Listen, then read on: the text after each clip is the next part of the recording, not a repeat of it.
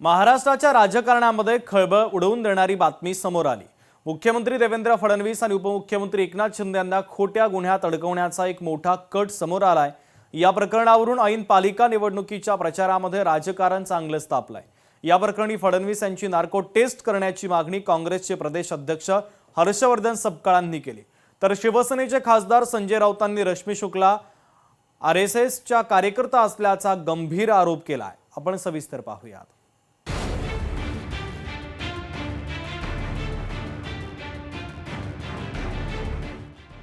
महाराष्ट्राच्या राजकारणात खळबळ उडवून देणारी मोठी बातमी।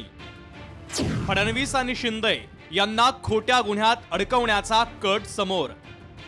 खोट्या गुन्ह्यात अडकवण्यासाठी तत्कालीन डीजीपी संजय पांडे यांचा दबाव। रश्मी शुक्ला यांच्याकडून संबंधित अहवाल गृह विभागाकडे सुपूर्द। अहवालात खोट्या गुन्ह्यात अडकवण्याचा कट शिजल्याचा खुलासा। विरोधकांकडून फडणवीस यांची नार्को टेस्ट करण्याची मागणी। पालिका निवडणुकांचा धुरळा उडत असतानाच राज्याच्या राजकारणात एक मोठी बातमी समोर आली आहे। या बातमीनं प्रचाराच्या मुद्द्यांमध्ये पुन्हा एकदा आरोप प्रत्यारोपांची खडाजंगी होणार आहे। महाविकास आघाडी सरकारच्या काळात तत्कालीन विरोधी पक्षनेते देवेंद्र फडणवीस आणि महाविकास आघाडीच्या सरकारमधील मंत्री एकनाथ शिंदे यांना अडकवण्याचा कट शिजत होता।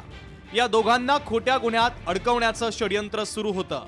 त्या संदर्भात नेमलेल्या एसआयटीनं संबंधित अहवाल दिला असून हा एका षडयंत्राचा भाग असल्याचं आता समोर आलंय। अधिवेशनात आमदार प्रवीण दरेकर यांनी महाविकास आघाडीवर काही गंभीर आरोप केले होते। महाविकास आघाडीच्या काळात देवेंद्र फडणवीस आणि एकनाथ शिंदे यांना अटक करण्याचा कट होता। खोट्या गुन्ह्यात अडकवण्यासाठी तत्कालीन पोलीस महासंचालक संजय पांडेंचा दबाव होता। या संभाषणाचे व्हिडिओ प्रवीण दरेकरांनी पेन ड्राईव्हच्या द्वारे सभागृहात सादर केले। या प्रकरणाची एसआयटी चौकशी करण्याची मागणी करण्यात आली। रश्मी शुक्ला यांनी सेवानिवृत्तीपूर्वी हा अहवाल गृह विभागाकडे सादर केला। खोट्या प्रकरणात अडकवण्याचा कट रचल्याचा अहवालातून गंभीर खुलासा समोर आला। या प्रकरणी विरोधकांनी महायुती सरकारवरच प्रश्नचिन्ह उपस्थित केले आणि महायुतीच्या मंत्र्यांची चौकशी करण्याची मागणी करण्यात आली आहे।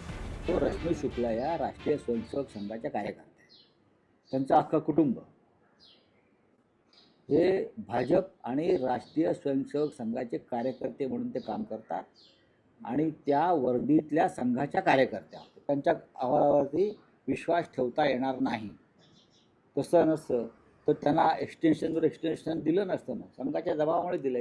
नार्को टेस्टच्या मागणीच्या संदर्भात काँग्रेसची जी भूमिका आहे की या सर्व गोष्टींचा करता करविता जो आहे, महाराष्ट्रातली गुंडागर्दी, महाराष्ट्रातले फोन टॅपिंग पासूनचे तर सगळे मोठे जे स्कॅन्डल आहेत, सगळ्या जातीतले धर्मातले जे भांडणं आहेत, हे सर्व लावणारा जर कल्प्रिट जर कळीचा नारद कोणी असेल तर ते देवेंद्र फडणवीस हे आहेत।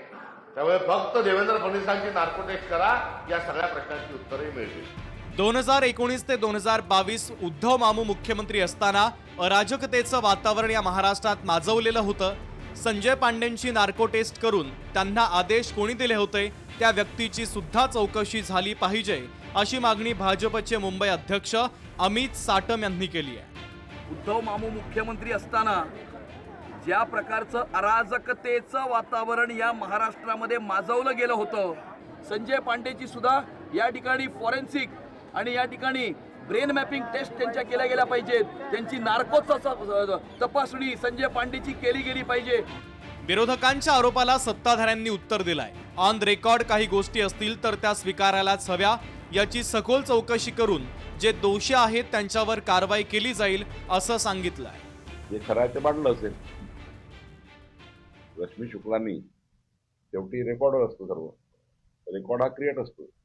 मी आता हे बोललो रेकॉर्डवर आहे, त्यामुळे रेकॉर्डवर असलेली गोष्ट त्यांनी मांडली असेल आणि काही गोष्टी खऱ्या असतील, त्यावर त्या तथ्याच्या आधारावर या अधिकाऱ्यांनी टिप्पणी केली असेल।